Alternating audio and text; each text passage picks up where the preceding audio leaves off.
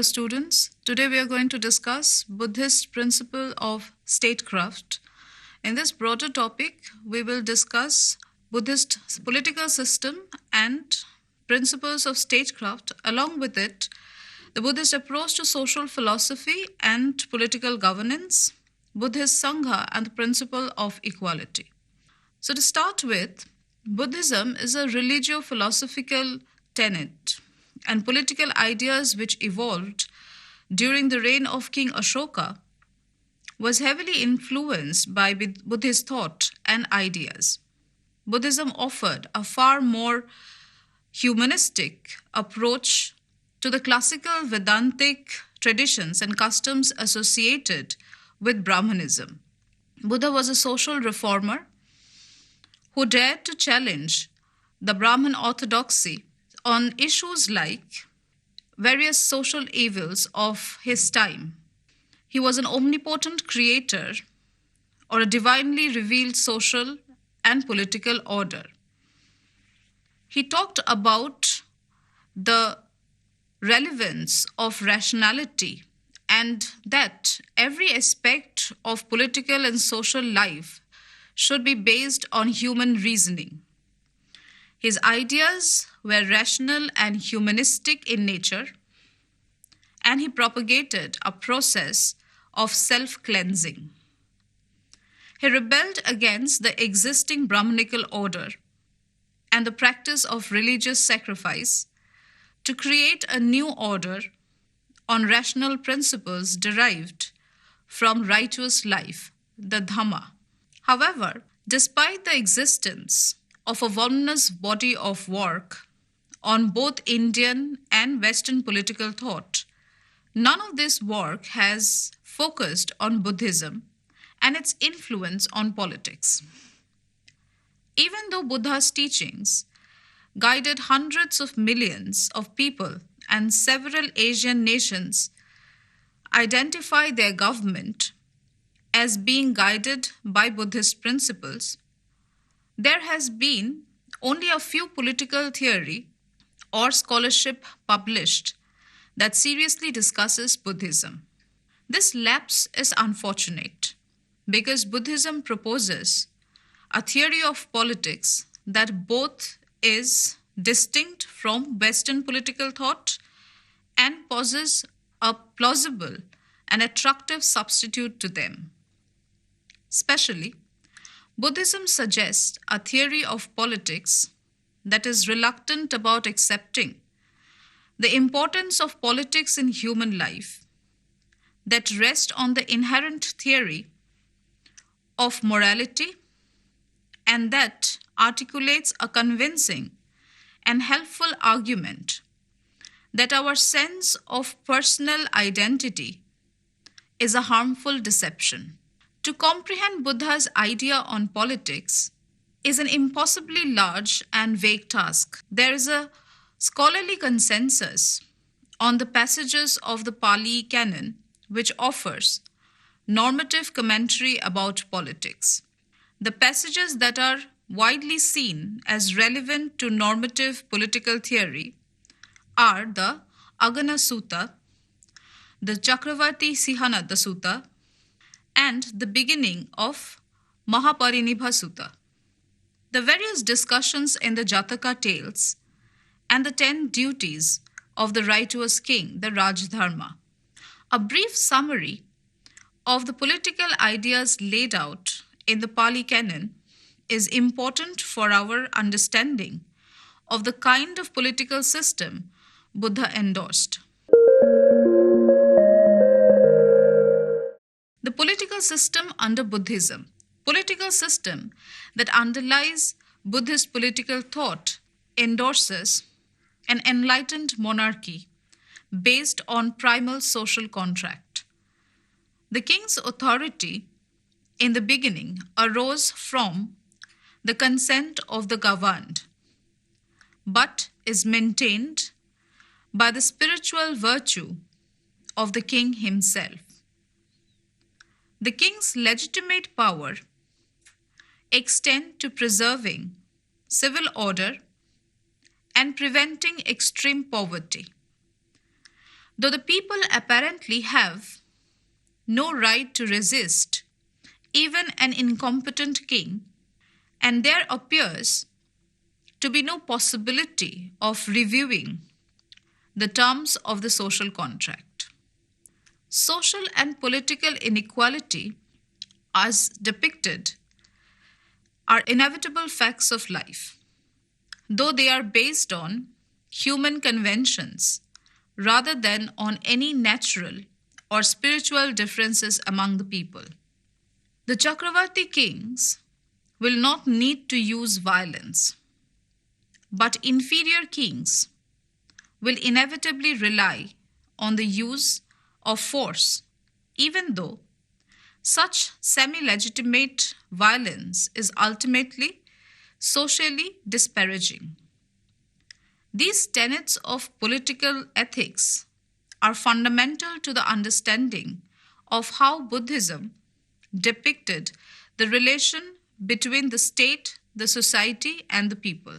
The Buddhists endeavored to use the state to further the ends of Dhamma by proclaiming the supremacy of the Dhamma over the power of the state, which is called Ana. The theory of politics that underlies Buddhist thought is radically different from comparable theories in Western political thought or in Western traditions. In particular, the theory of politics in the Pali Canon. It rests on three ideas: a deflationary account of the role of politics in human life, an intrinsic theory of morality, and the claim that individual identity is both deceptive and harmful. The philosophy and political ideas evolved during the supremacy or the rule of Emperor Ashoka. They were heavily influenced by Buddhist idea, and they sought to contest the orthodoxy of Indian social and political theorizing. Now we come to the basic Buddhist principle of statecraft. In early India, the classical theory of statecraft was based on the Vedas and included such notions as the divine origin of the kings, the absolute power of the monarch, and the supremacy of the upper caste Brahmins. Hindu mythology, such as the Ramayana and the Mahabharata, aptly depicts these ideas of Hindu philosophy. During the reign of Chandragupta, Ashoka's grandfather, these Brahmanic ideas of politics and statecraft were given formal expression and codified in the writings of the political theorist Kautilya. And these ideas were reflected in the 3rd century magnum opus called the Arthashastra. A fundamental feature of Kautilya's political philosophy was the defense offered for the monarch's absolute power and authority, including the use of coercion and violence in matters of governance. The art of government for Kautilya rested predominantly on the exercise of force for the pursuit and maximization of material interest, and also the maintenance of law and order. The theory and practice of the Buddhist approach of statecraft stands in sharp contrast to that of Kautilya's. Buddhist approach upholds moral righteousness, spirituality, and its focus on nonviolence. His ideas acclaim avoidance of war and conflict, and at the same time encourages negotiation and strong alliance as methods of conflict resolution. The Buddhist political ideas greatly influenced King Ashoka in his approach to governance. Buddhist political thought received meager attention in the scholarly works of political thinkers both in Asia and in Western countries. This omission to attention to Buddhist political ideas were rectified by the new generation of scholars who has emphasized on the rationalistic, this worldly nature of Buddhist philosophy and its influence on the nature of politics. This new generation of scholars portrayed Buddha not only as a great social reformer, but also a political thinker who wanted to transform and humanize the mercantilist economy or the mercantilist approach to social order, the patriarchal family, and the monarchical state. Buddha's teaching, the Dhamma, without necessarily outlining a political philosophy in abstract terms, contained profound insight of a social and political nature. Buddhist social and moral philosophies of Abhidharma clearly set out to accompany what was essentially an ethic of human liberation. The elucidation relating to a Buddhist social philosophy is clearly explained in the four Buddhist discourses of Kutadanta, Agana, Chakravarti, and Sigaloveda, portraying the kind of society which is morally acceptable and logically defensible in terms of the importance of the canons of Buddhism. Buddhist social philosophy, that is, abiding by the middle way, presented a methodical and practical framework for devising a way of social relation that was necessary to the needs and demands of the new social movement, especially the political culture of the rising new middle class during his time. Buddha proposed a more ethical and compassionate way of characterizing the place of the individual in society by trying to restrain the rising spirit of individualism or atomistic individuals in the society. Buddha propagated compassion for others, acceptance of social differences that exist in the form of race and caste, and also called for greater acceptance for the teachings of other religion.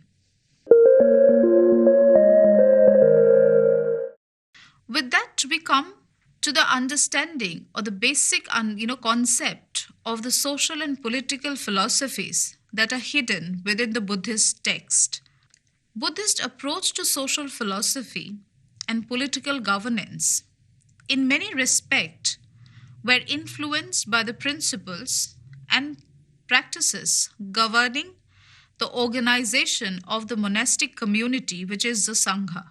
The monastic community was governed and regulated by the well-formulated code of conduct, the Vinaya, which formed an essential part of the Buddhist thought. According to this, the brotherhood of monks and later nuns was established on democratic foundation with a constitution and code of law governing their conduct. Egalitarian interpersonal relations governed the day-to-day affairs of the people or the members of the Sangha. There was no formal hierarchy or dynastic favoritism in the monastic order. Social status was not a mark of seniority of the monks. Rather, it was determined by the date of ordination ceremony that guided relations within the monastery. The monastic code of conduct requires that the life of a monk is absorbed in a brotherhood, a community of persons ideally seeking liberation from evils such as greed, hatred, delusion, folly, conceit, and ignorance, and living in communal harmony with shared property and a bare minimum of one's private material possessions. The Sangha also plays an important task of catering to the spiritual need of not only the monastic order but also the lay people who assist the community in meeting their daily needs. The relation between the community of monks and those of the lay people is one of compassion and care. Many features of statecraft were apparent from the kind of monastic governance in the self-governing confederacies and republic. The self-governing republics had much in common with that of the Buddhist ethic of humanism. Then the monarchical kingdoms, which were directed by Brahmanical philosophies of a divinely authorized superior class of rulers. The Buddha supported the instrument of conflict resolution and offered advice to the republics to strengthen their more democratic forms of governance if they wish to maintain their independence. Holding regular and frequent assemblies to discuss the business of state collectively with each other and endeavoring to carry out the day-to-day task of governance in harmony. He attached immense primacy or importance to the idea of human freedom and the equality of all human beings that was regarded as a characteristic of governance in self-governing republics. The principle of equality was highly valued in Buddhism and equally applied to the relationship between the ruler and the ruled, and was a central principle in matters of statecraft.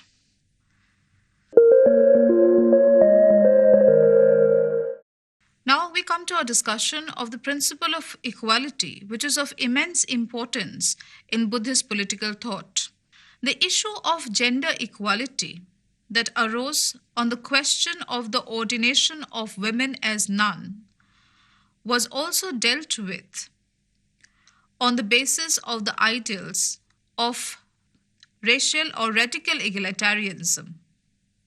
In accepting women as spiritual equals in the community of monks, the Buddha attached some conditions, namely, that nuns will agree to abide by additional rules which did not apply to the monks. The liberal and compassionate culture of the clan republics was mutually supportive of the monastic community as they were more inclined to a democratic, non-authoritarian style of governance, marked by such features as regard for majority opinion in decision-making, regular meetings to conduct the affairs of the state, etc. Buddha believed that it was important to uphold the idea of communal discussion, face-to-face negotiation, regular meetings of the community, and encouragement to engage in free and frank discussions.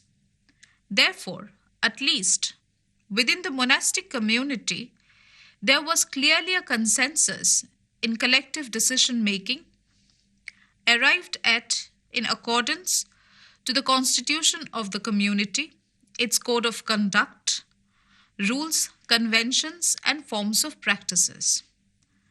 The Buddha believed that truth can be discovered by a process of rational inquiry, unobstructed by faith or tradition. The Kalama Sutta, or the Charter of Free Inquiry, drew sharp attention to the importance of rational thought. Therefore, the underlying logic and foundation of governance was that it was a form of deliberative democracy, which was participatory in nature and permitted accommodating differences of opinion and even dissent without imposing majoritarian decision making principles. The model of monastic governance propounded by the Buddha was destined to have a profound impact on the social and political thought in Asia, especially on King Ashoka. He, with his belief in these core Buddhist ideas, principles, and practices, created the template for framing his unique form of political governance, symbolizing a code of secular law. Thus, at the time of the Ashokan Emperor, Buddhism was not simply a religious belief system, but also a social and intellectual movement influencing many aspects of social life.